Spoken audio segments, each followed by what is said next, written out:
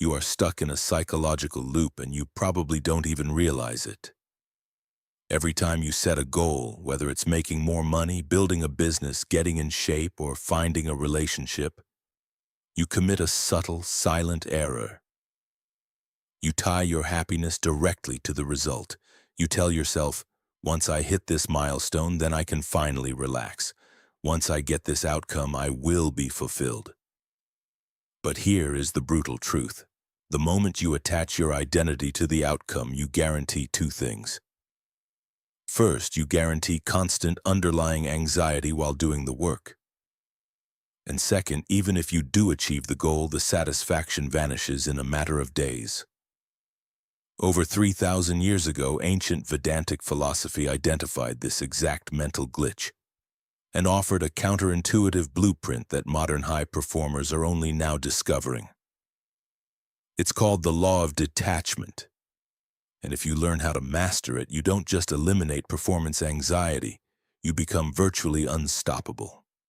Think about the last time you had to deliver a speech, close a deal, or perform under pressure. Why were your hands shaking? Why was your mind racing? It wasn't because the task itself was hard. It was because your brain was projecting into the future, obsessing over the outcome. You were asking, what if I fail? What will they think of me? What if I lose my investment? In the classic text on action philosophy, Karma Yoga, Swami Vivekananda points out a fundamental flaw in how most people operate. 99% of humanity works like slaves. A slave only works because they expect a reward or fear a punishment.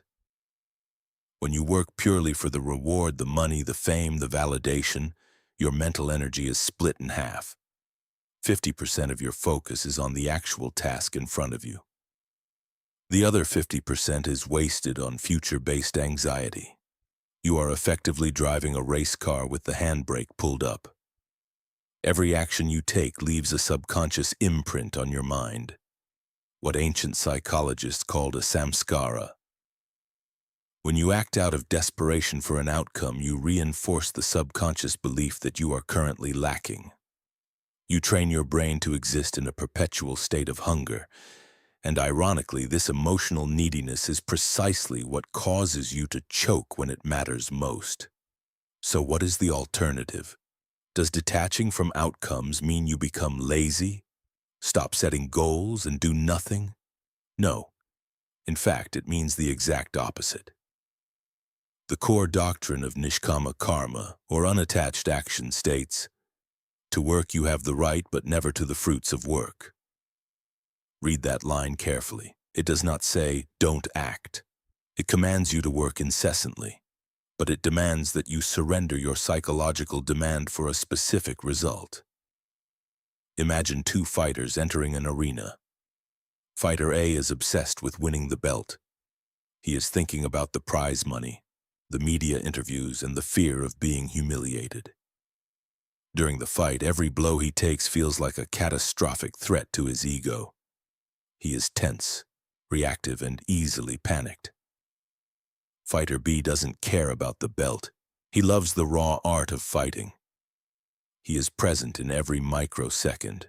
When he gets hit, he doesn't take it personally. He simply adjusts his posture. His entire awareness is fused with the current moment. Who wins that fight? Fighter B every single time. Because while Fighter A is busy managing his ego, Fighter B is managing reality. When you detach from the outcome, you unlock a state of total presence. You shift from working like a slave to working like a master. You stop asking, "What will this give me?" and start asking, "How cleanly can I execute this exact step?" There is a profound psychological law at play here. Vivekananda used a striking analogy from physics to explain it. Imagine a cannonball flying unrestrained through the sky. It travels a long distance and eventually falls to the ground, losing all its energy.